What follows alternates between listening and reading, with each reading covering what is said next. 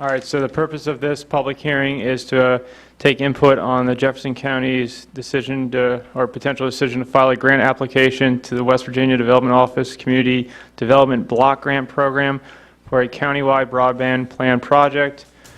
And the purpose is a public hearing to discuss the proposed project application.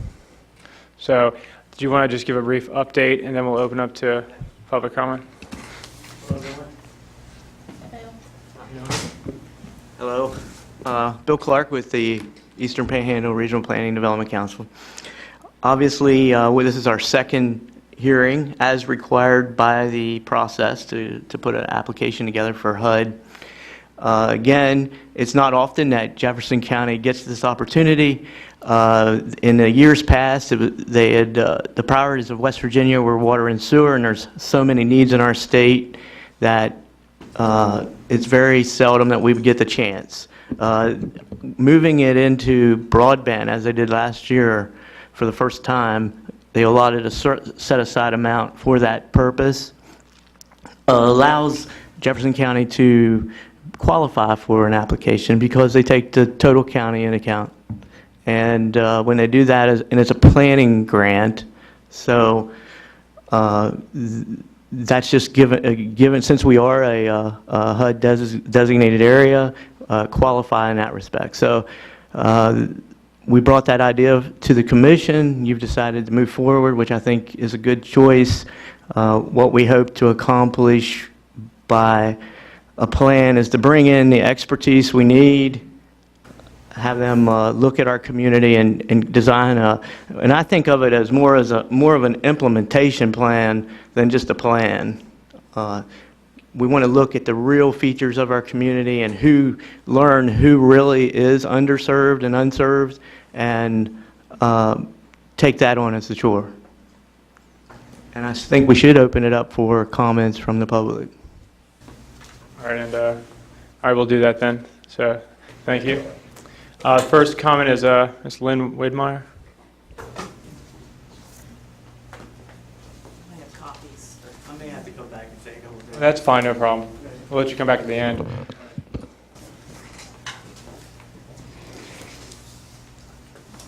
Good afternoon. My name is Lynn Widmeyer. I live at 1434 Cattail Run Road in Charlestown. And what I've done is just sort of hit the high points of what I think this application should do and the plan should address. Number one, I hope we will not recreate the wheel, because we do have a regional broadband strategic plan which was adopted in 2013. It's really excellent and really goes over a lot of the problems the county's facing, identifies problem areas, and actually identifies priorities as to where we should be putting some funds to make it better. And I've included, this plan had a time frame for improving broadband access speeds. Everyone was supposed to be at 4 megabytes per second by 2015. I'm not. 20 megabytes download by 2020, and 1 gigabyte for all businesses. I think the first step in the process should be, how are we doing on that? Secondly, let's differentiate between broadband access and broadband speed. You hear these companies saying the county is 98% covered by broadband. Well, that is if you are happy with 1.3 megabytes down speed. So we need to differentiate and understand that those are two different terms. I put in here, I'm on Frontier, and this morning it was 1.3 download. We called Comcast and asked how much it would cost to send out fiber optic, and they said $100,000. 3, I was very happy to hear, let's focus on fixing the problem and not describing it. If we don't know what the problem is by now, we never will. I think we're right in trying to focus in on what areas should get public-private partnerships to create higher speeds. Hampshire County has done that and is cited as an example. Let's focus on solving internet service woes of those of us on copper wire. You cannot get high speed on copper wire, period. And we're on copper wire. So The rural portions of this county, it just happens to be Frontier's the provider, and generally people are not happy with the Frontier service. Finally, as we move into the plan, I hope we will involve the public through better outreach than we've seen thus far. I know this is an administrative requirement to just put the notice in the paper, but when we had a public meeting, when I was on the commission for people to talk about broadband problems, this place was standing room only. It is a big issue, and I hope as we move forward into the plan that there be more outreach to get people to talk about their thoughts and ideas. So thank you very much, and being here was, I had to give up bridge, but thank you for undertaking this, and I look forward to participating as the plan develops. We engage interaction. Public comment, yeah, we can. Okay. All right, thank you, ma'am. Darn it, no. Okay. Richard, Deal, is it?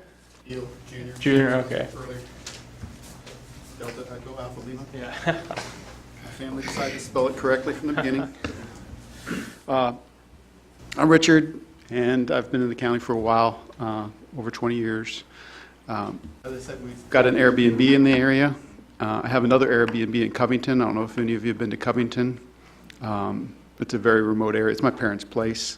It's on the river down there. The same cable provider is in that area. I was kind of shocked when my dad, 3 years ago, managed to get fiber to the house, not to the neighborhood. Fiber comes directly into the house in that area. Now, not only is this a remote area, this house is a small part of the neighborhood on the other side of a private bridge, one-lane private bridge. They run the fiber underneath that bridge, connect to about 20 houses on the other side, and the fiber comes directly into the house. By the way, I've been in IT, high-tech networking, wiring. I've worked with every kind of networking that's been pretty much available for 30 years. I've worked at the Naval Research Lab where they invented ATM and things like that. So I'm very familiar with these things. I was shocked. Our other Airbnb is on River Road, 1 mile from Shepherdstown. Yeah, got nothing. I had to go to HughesNet. I'm lucky in that because of River Road, if you've been down there, it's on the north slope of a hill. There's a little bit of a trough, causes a little bit of water damage on our property all the time, but it also allows me to get the satellites. So I'm one of the few places that can get it other than my two neighbors, which have houses on very tall stilts. They have their antennas on the roof. Almost nobody else down there can get HughesNet because of the hill on the side. Frontier is the only option that goes out all the time. I also was one of the first people in the county, one of the first 5 people, I'm not sure which one of those 5 I was, to have DSL from Frontier at our primary house near Duffields. It hasn't changed. Since they installed DSL, they have not changed it. The speeds are exactly the same. It goes down every time it rains hard. The pop for our location is near the Duffields train station. It would go down. I'd have to call support to actually memorize their script so that I could tell them, yes, I've checked this thing, yes, I've checked that thing. What you have to do is have a tech go out to the pop and reset the router. I got tired of this and switched over to Comcast. Comcast has raised my rate several times. This is at my house, not at our Airbnb on the River Road. They've raised the rate several times, but they haven't changed the speeds. If you look at their website, they offer speeds much faster in other areas, but they charge the same amount here for what's called their highest speed, which is blast. We can't get those higher speeds here. When we bought the River Road house, I had them do a survey, which is required. They came back and lied and said that the closest cable connection was 3 miles away. Remember, my house is 1 mile from Shepherdstown. They said the closest cable connection was 3 miles away. Packhorse Ford is a quarter of a mile further down the road from us. There's over 30 houses there, plus our house and a couple of neighbors. by their own contract with the county, they're supposed to supply cable at their cost if they can get somewhere where they can have 30 houses, 30 or more houses in a mile run. If you come from Shepherdstown, you got a mile run, well over 30 houses. I've talked to almost all of them, everybody would get it, but they lie and say that it's 3 miles away because they want to pull it from the Harpers Ferry side instead of from Shepherdstown side. Also up on the hill, our house gets power from up on the hill. There's cable up there and some of the developments up on the Trough Road area, so they could come down through the telephone poles that the cable's on. My point, though, is that they're not even meeting their current contract. They're way below other areas that are much more depressed than ours. The Covington area in Virginia is very depressed. And they've got fiber, and we've got the same infrastructure with overpriced, raising rates, and lower speeds. We're talking about DSL and the download speeds. You should also, in this day and age, upload speeds are very important. That's one of the main problems with DSL. The upload speeds are a third of a megabit. I think, I'm not sure if I heard correctly, but it sounded like she said megabytes. Remember, all networking is bits. So it's a third of a megabit up, a little over a megabit down, which is nothing. You can't, I mean, somebody was trying to upload videos earlier at our earlier thing, and it was taking twice as long as the meeting. I think they're still probably uploading. So that's where upload speeds come into big account. You can't get stuff up to share media. So saying 1 megabit is broadband is somewhat laughable. You can get higher speeds than that on a cellular network. That's just what I had. I'd also like to join any meeting that I think the Jim Surkamp 10, 15 years ago tried to create some meeting when he was on the commission to do something. And it didn't go very far. I'd volunteer to help with anything to do with that as well and put my expertise towards it. Give some example. I came here with David Levine in Shepherdstown and had a Ultra Prize, and I was the guy who set up the networking there. We at the time had the only fault-tolerant redundant network in the county. I had to do this by getting our CFO our CTO had a house in Maryland. I set up a wireless connection to T1 to his house. It was our redundant connection because the county only had one internet connection coming in. Also, all the phone lines came in the same way. Shortly after I did this, somebody ran into a telephone pole, took out all the phone calls, so there was no phone internet in this county for a day and a half. We were still cooking because I had voice over IP on our redundant internet connection. After Ultraprize went away, FEMA rented that building out and used the same structure that I designed there. So I have a little bit of experience with some fault tolerances, redundancy, and like I said, almost every networking that's been around. Thanks. Thanks a lot. Is there anybody else here to make public comment? All right. Want to wrap it up for us, and we'll leave it up? First, I agree with what Lynn said in terms of this plan should be something that we should accomplish something with, not just another plan. I went into my job not really liking plans, but that's what we do. And the truth is, if a plan's done right, it can lead to funding for another plan, and it's got to be done that way. So we've got to have some solutions, some strategy, some moving forward kind of ideas. And maybe, and again, it isn't going to be easy for Jefferson County because on every grant process that we use, this income level comes up, and it puts you may be eligible, but you're at the bottom rung of the ladder, and you have all these folks in West Virginia that are much higher. Was a part of the regional plan back in the day that Lynn spoke of, and it was done well. We should probably take that as a guide. Things have changed a lot since then, though. Even in the state of West Virginia, the knowledge that they possess today versus then, we've came a long way, and I'm thankful. I think we can get some ideas and potential affordable ideas. That's important too. Affordability, I spoke of. And then I wanted to make sure that I reminded everyone, please sign the sheet. I'll pass it around for our application. We also will need letters of support. I put a sample letter there. If anybody, individuals, businesses, we'd want that for in our application. I also have my email if someone would want an electronic version of that to make it easy on themselves. They can just sort it out and change it all they want. And I guess in some ways I'll have to apologize because when we get into this, the public is very passionate about this. And I'm sure that we will want to get some public, some opportunities along the way. So do we just leave this open for 2 weeks, or is that how we customary? Typically, Or we we can just, keep public comment open for 2 weeks. Bill, do you?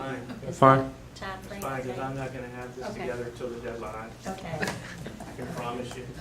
All right. No. So where's the form that we need to sign? I'm going to bring it up. Oh, it's in the back. Okay. I mean, if commissioners have comments, I mean, briefly, I would think, right? Or- Yeah. Yeah. Picking up on something that Lynn pointed out,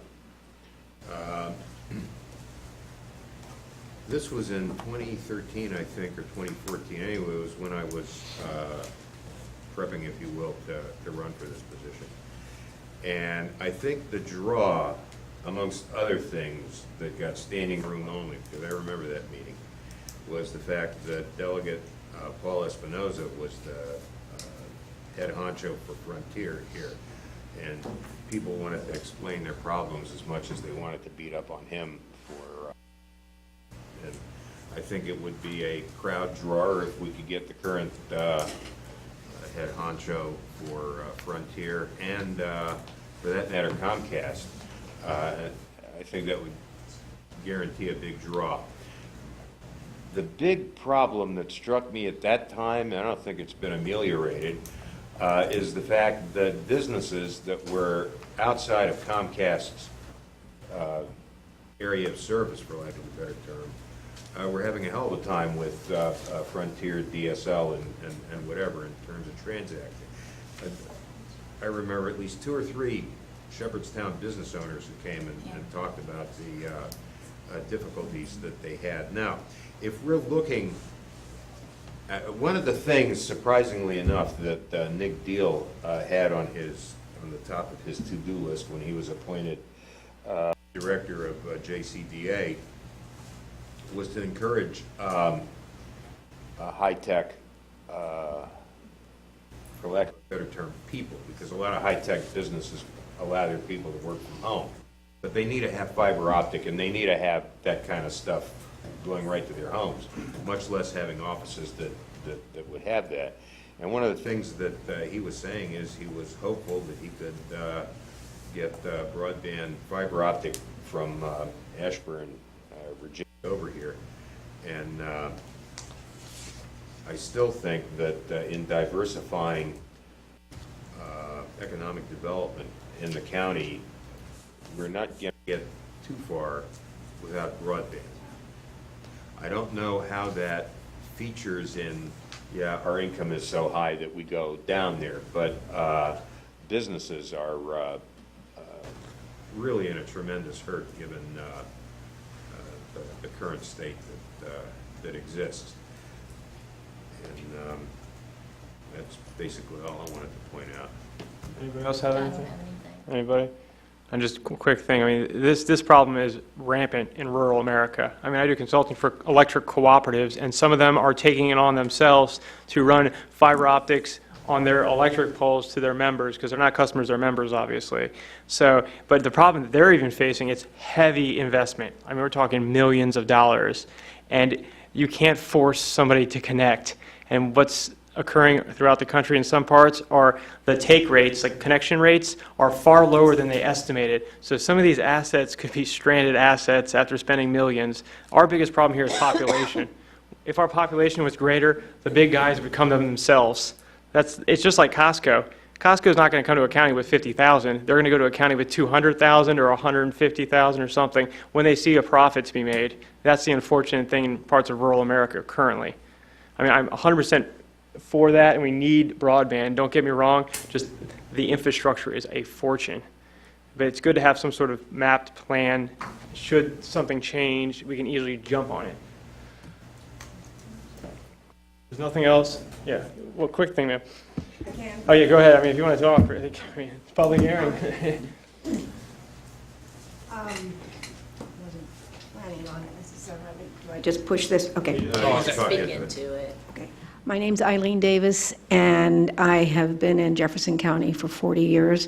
My husband and I live on Earl Road.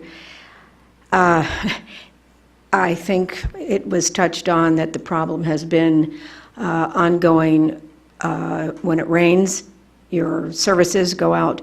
I can tell you through broadband and other services that I have, I cannot tell you the agony, literally the agony that I have been experiencing living here with communication, to the point where I actually, I get myself so upset. I live alone now, my husband's dead, and I live in the country, and I just tell them, I live alone, I need access, I need to be able to communicate on a day that perhaps I might have trouble. I think it's become a safety issue for our community as well, the elderly. Not that I'm elderly, but if something happened, we've got a real communication problem, and so there is an urgency that I think we have reached, and I appreciate the fact that you would like Mr. Nesco to invite the head honchos. I probably would have been one of those people at that standing room only that may have been here for the wrong reason. But I do think we've reached a real peak of anger, and anger doesn't do anything. I think helping to solve the problem is most important. So thanks for allowing me to speak. Thanks. All right, so that will conclude the public comment. We'll be open for 2 more weeks, and we'll move on to the agenda. So number 6, Bill Polk, Maintenance Department, presentation of Maintenance Development, our Department Quarterly Report.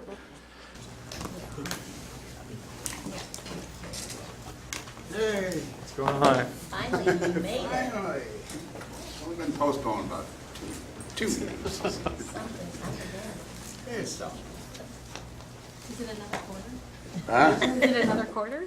Yeah, we're almost into another Yeah. quarter, really. Yeah, where you been, man? You're gonna get half of probably next quarter's report already. So, it's taking away all my information for the next quarterly report.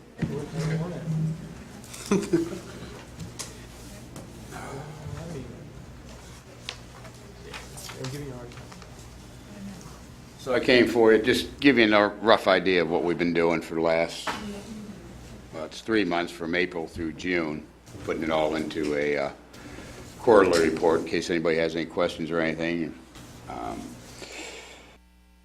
We did work orders for call-ins for service was 360 during that time.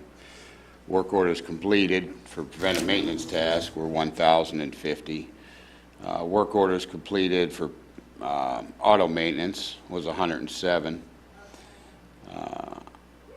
Orders completed for auto mechanic equipment was 24.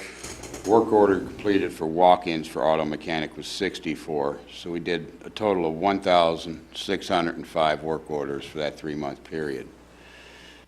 Personnel were called out 14 times for this quarter, resulting in 24 hours overtime. Maintenance staff also worked a total of 86 hours overtime for that quarter on various projects. Is that normal, or is that unnormal, or not Yeah, normal? that's pretty normal. In fact, 14 I thought was kind of low, but And that was during the election time, too. Do you still have as much overtime during election? I know they've kind of contracted. very little that we use during election. Guys just come in and work a different shift for that day to deliver and stuff, and they've arranged it so we can pick up or deliver the day before, and then we pick Right. up the day after. Well, I know with the new equipment, it's not near the task it was. Yeah, we were able to get rid of 1 truck, and so we haul in 2 trucks instead of 3 trucks now. Do you keep track of overtime? Like, do you have like a line graph that shows like the do you track it essentially? Like the past few years, like say 5-year period, do you have overtime tracked? Like, Oh, sir, I mean, we can put something together. I'm just curious if there's like a pattern during like elections or whatnot where you see increased overtime for obvious reasons, or winter or summer. We can put something together I just for have you, though. curiosity. Yeah, I imagine it's made, I know you put in overtime during major weather events, flooding and snowstorms and ice. Yeah, there's a variety. I can tell you within the last couple of weeks, it's been roof leaks, it's been air conditioning units, it's been a few things over the last few weeks that the guys can come in. It just, to try and track what we're spiking at, it's mostly all weather related, what our overtime is, or special events or something along the lines of that we come in and work on. Like the chili cook-off, right? We haven't had that in a couple of years. I think they I got, know, that's got why I tired brought of me it winning up. it all the time. I just don't understand. That would not be a,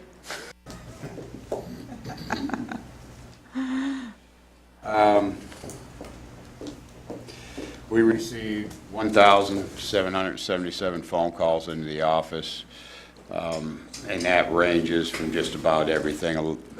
And we get a lot of calls for state roads, because a lot of people that are here are from Maryland, where Maryland takes care of county roads, we don't. So we get a lot of them calls, and we shift them on the other way. Maybe one like fact page or something like Commission website. What West Virginia like has like who does what, you know? Yeah. Because from being from Maryland, like you ought to, or Virginia, you think okay, the county must control the roads. We get It's plastered all we over. get all kinds of calls all the time. Yeah, we've got it on our We get webpage emails under the about county. it. It even says if this is a road problem, we don't Yeah. deal with it. Call, All right. you know, got their number plastered up there, but we still get a phone Yeah. call. Or fun facts of living in West Virginia now. Your county does not control the roads. That should be at the top. I'll put it right under the tax tutorial. That's why taking our own country roads is a state zone. that's a good one. Gosh. Visitor Center, of course, we've moved a lot further along than where we're at right now on the paper. I met with the Harper's Ferry Water Department down there, and we've gone through some things because I guess the trailer was there and they moved the trailer out, they buried the water lines out front, and then they brought the meter in from around the other side. So we're all gathering up on Tuesday, and we're going to reroute the water and disconnect everything that went a certain way. So the Visitors Bureau should be out of water basically all day Tuesday.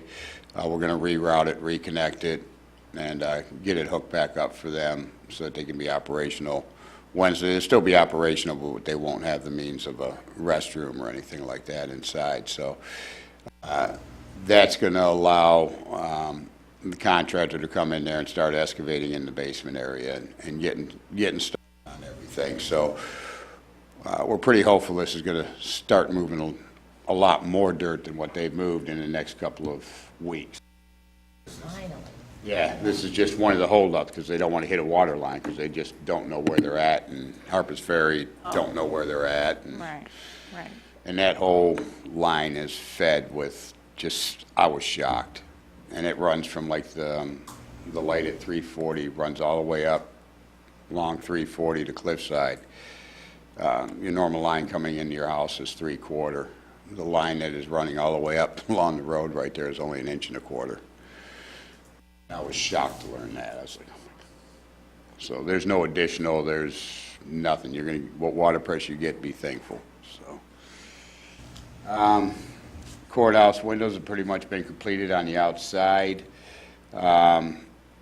They're now in the process of ordering all the storm windows for the outside to get all that in. In fact, I met with Martin Burke this morning. We went through the courthouse, picked a color.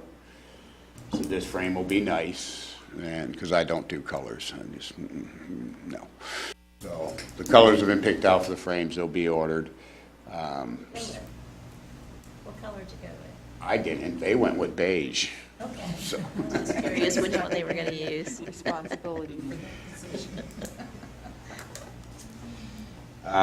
we recently ran an ad, and this will be on the next quarterly report, anyways. But we ran the ad for the painting of the outside of the courthouse, where we're asking for 2 separate bids, one for the Sandra Buck, who is a paint specialist out of Williamsburg, Virginia, that did the study on the courthouse and her recommendations.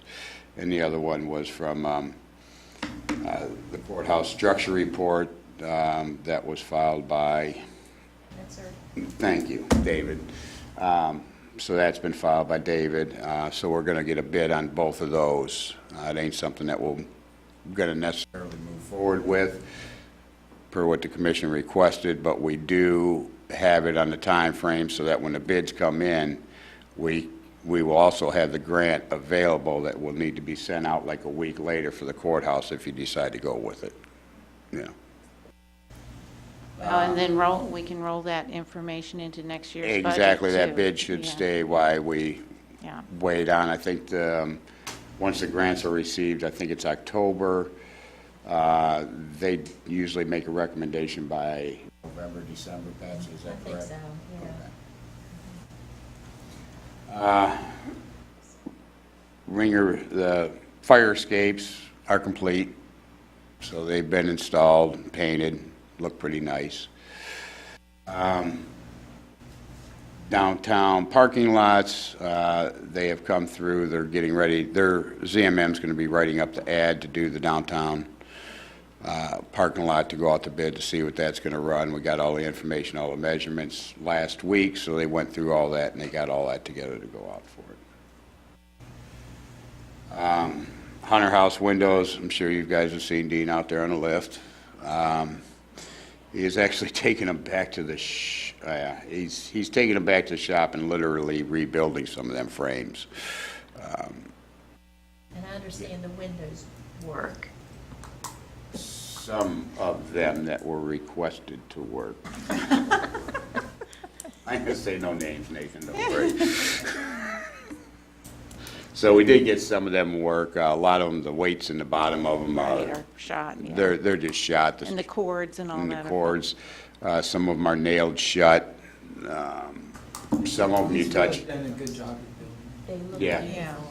Yeah, he's been doing an awesome job. We haven't found really, there's been a few of the sills that he's had to raise up and rebuild a couple sills that were just tilted towards the windows, but a lot of frames, the bottom parts of the frame were just shot. And he comes out to shot and works on them. And he's been able to take some of the old glass that had cracks in it.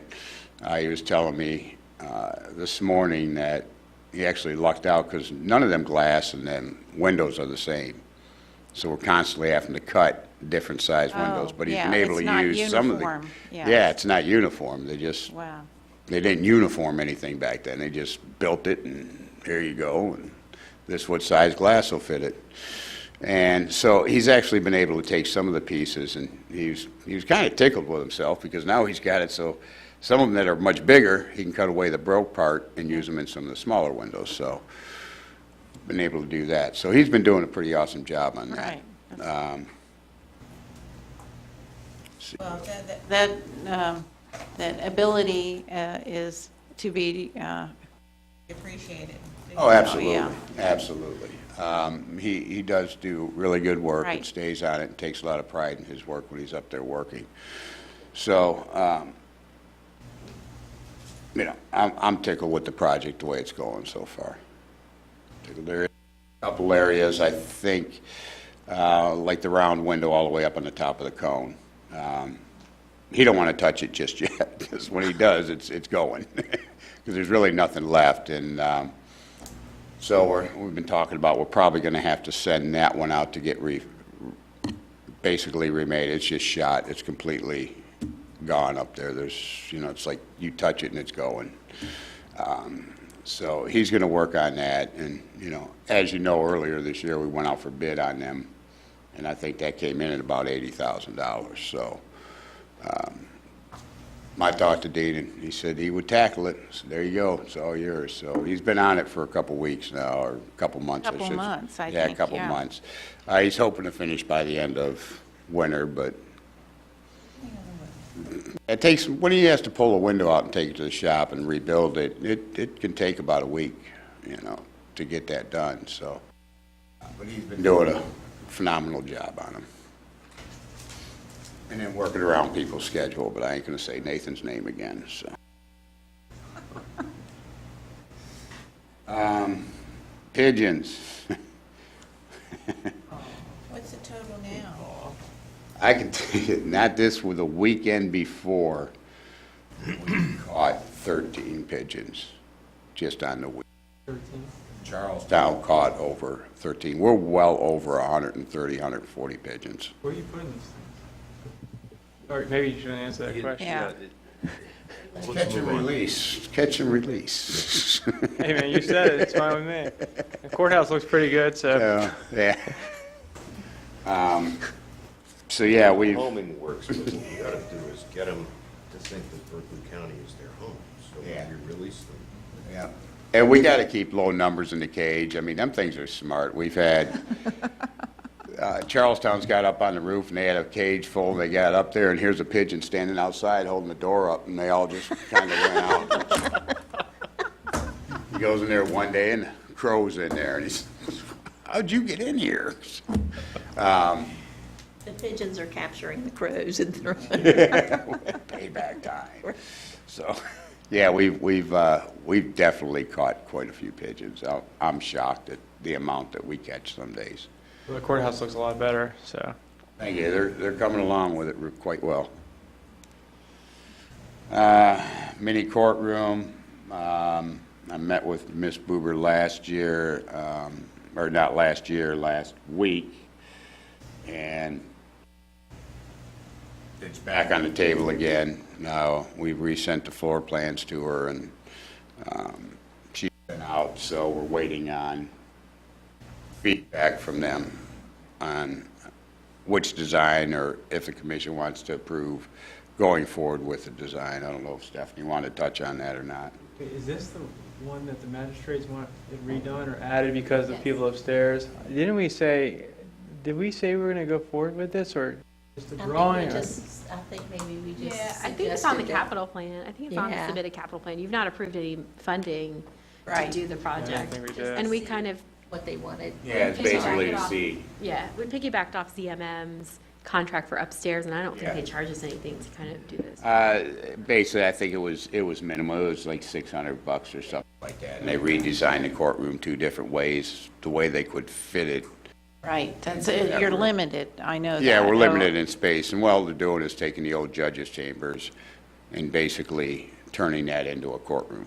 And it'll be about the same square footage as the old family courtroom, which is the mini-mag court on the second floor. So that'll give them 3 courtrooms on that floor. So hopefully that will help with some of the crowded, well, I thought it was the crowded conditions. Is it that they need more courtrooms? Need bigger courtrooms, or is it both? Is this a breaker? So I think that they would like for every magistrate to have their own court. Yes. Yeah, I'm sure, yes, okay. And Not going to fit. we, for several years, it's been indicated that we would be getting, but we haven't. They just added magistrates, I think, in the last session or the session before that. Not adding to our circuit, or to our county. So that has been the other rationale for. Okay. And they can, I mean, it's permissible to share with the circuit judge, and I've offered to, if we have to buy computer equipment, or if we have to talk to the Supreme Court to hook up their equipment, I've offered to do that. But it's coordinating with the circuit judges and when they're, but in other counties, there is sharing of circuit court. So they could share on the circuit court that we just built, that we just remodeled. That's good. I mean, some of the requests out of the magistrates are interesting. I mean, I always think back to the refrigerator request. So.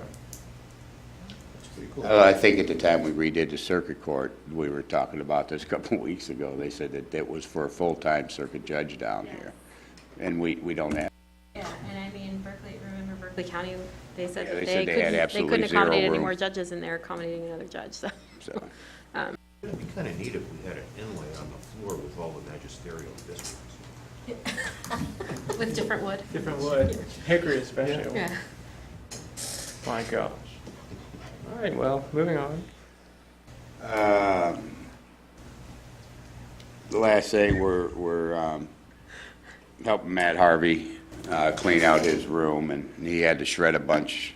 When I say a bunch, it's like a ton of banker boxes. And this, if we can just take this to Halltown, they charge us $35 no matter how big the load to dump. And it's $10 a box, just a banker's box. I don't care if there's one piece of paper in it, it's $10 to have it shredded per box. So we loaded it all up in one of the enclosed trailers from the sheriff's department, loaded up a bunch of records and hauled them all down there. It was $600 worth of, it would have cost him $600 to get it all shredded. We did it for $35, just taking it over, and they walk over to the vat and they dump it in the vat. And now he's got another load ready to go, so I think he's gone through the rest of them. We're just going to take them down there. And it don't matter how much we take down there, a one-time dump fee, $35 goes right into the vat. And I do believe Matt went down there on that day and witnessed it. Says, wow, it's better than any shredder I ever see. He says, it's gone. You ain't getting it back, because it's just like a big KitchenAid blender mixer down there that's the size of a 36-round swimming pool. And you dump it in there and it's filled and them papers are gone. So, I mean, it's a good option for the county. We send out an email every once in a while to let people notice, because we do have the shredder truck that comes around quite a bit and shreds up and picks up shredding for the department. It's just a cost saving we try and do by taking it down there. So, Any further questions for Bill? Thanks a lot, Bill. all right, thank you.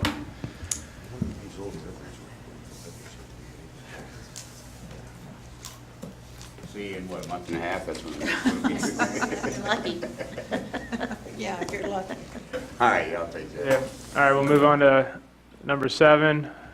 Mr. Nathan Cochran, prosecuting attorney.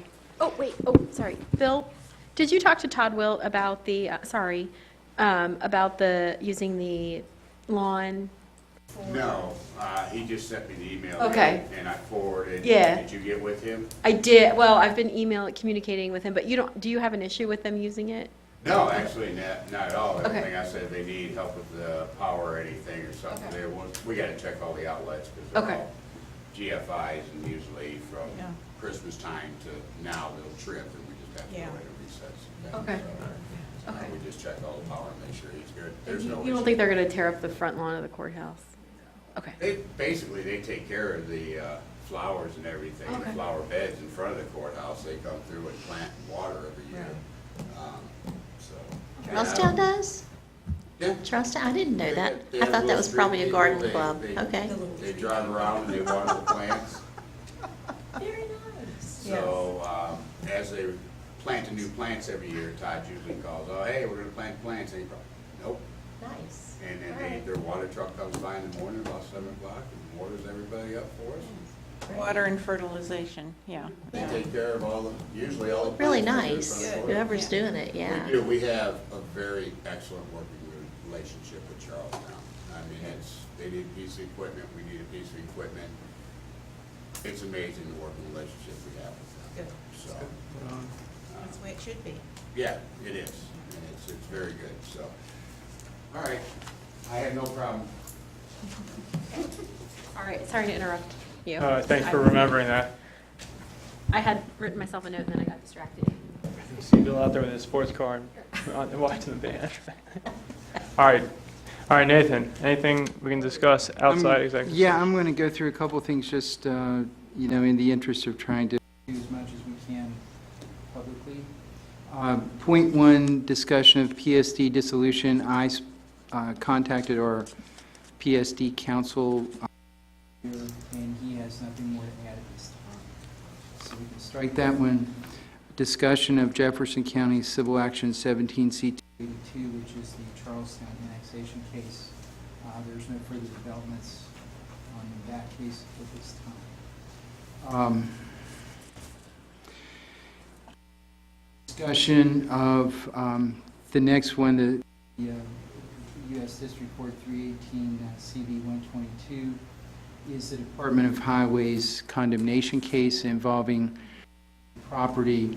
As you may recall, there's some property that the county had received a grant from related to FEMA, and part of the terms of the grant are that the county can't use that property or give it to anyone except for as a park or something like that. And so then the question becomes, can we let the Department of Highways have a piece of that property to use to widen a bridge? Stephanie attempted to work that out with the state FEMA representative, and apparently the FEMA representative didn't, he just refused to deal with her on that issue, or didn't believe he had the authority to change the terms. Ultimately, the Department of Highways filed a condemnation suit. Because of our prior agreement with FEMA, I had to oppose the condemnation suit because otherwise we would be breaching the terms of our agreement with FEMA. And so that's where we are. The suit has just been started. It was removed to federal court by the federal prosecutor's office because it involves a federal statute, federal agency. We had a consultation. The attorneys did.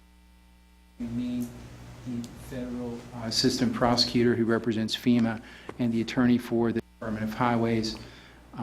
Yesterday we had a discussion about it, and we're trying to work it out. But ultimately, because of the issues related to agreement with FEMA, we have to oppose the condemnation, or else I think we'll be in breach of contract. So that's where we are with that. We have tentatively agreed to set a trial date in September of next year, but we're in high hopes that we can work it out before then. Hey, that's pretty fast. That's pretty fast. Yeah. But it's in federal court, and federal court operates a little differently from state court in that federal rules make the lawyers get together and try to work out all the dates and all that stuff. Discovery issues as much as they can without the judge's involvement. So that's what we did. All right.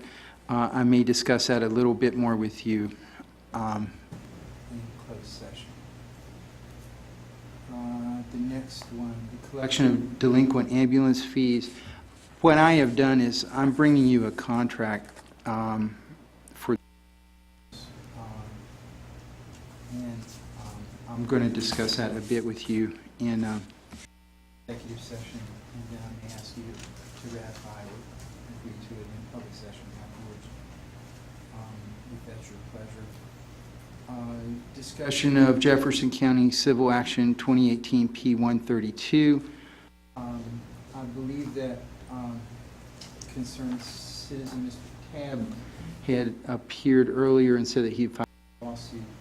That's this lawsuit, and I may have some discussion with you in that in executive session.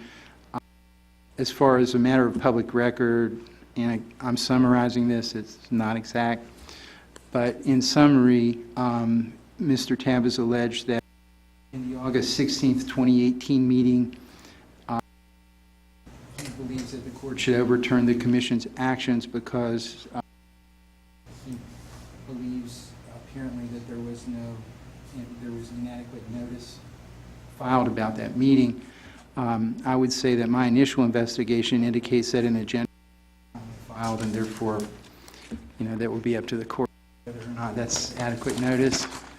But there was an agenda filed. In allegation 2, it was improper to remove the summary of comments from the minutes. As you may recall, there were summaries of comments of some of the folks that in and of itself became controversial because some folks believed that they were misquoted or something like that, and ultimately Stephanie had requested that all of those comments just be removed. And it's a little more detailed than that in the lawsuit, but Mr. Tabb believes that that's proper. And again, I would say my initial investigation, all of the public comments are contained in the video records, so guess it would be up to the court to determine if they were really removed from the record or not. But they are available in the video record in their entirety. Okay. Next. The county cable franchise agreement, we have our legal counsel whom we hired to deal with this issue, who was available by phone at 11:45 or 12 when I was originally set to be on. He is in a conference where he's at, and I believe that if our executive session goes past like 2:30, 35, we may be able to reach him after. So if it's the commission's pleasure, we could do that. If not, we could reset him for. We have one next week too, if that doesn't work out, so. But I believe that there's a couple of issues that I have to discuss some legal advice with you, especially regarding the delinquent ambulance fee issue and Mr. Tabb's new lawsuit and the cable franchise agreement. So regarding those three things, I would recommend that the commission go into executive session. All right, so I move we go into executive session to seek legal advice for the items outlined on the agenda, item 7. Second. Any discussion? All in favor of the motion, say aye. Aye. Opposed? We're in executive session.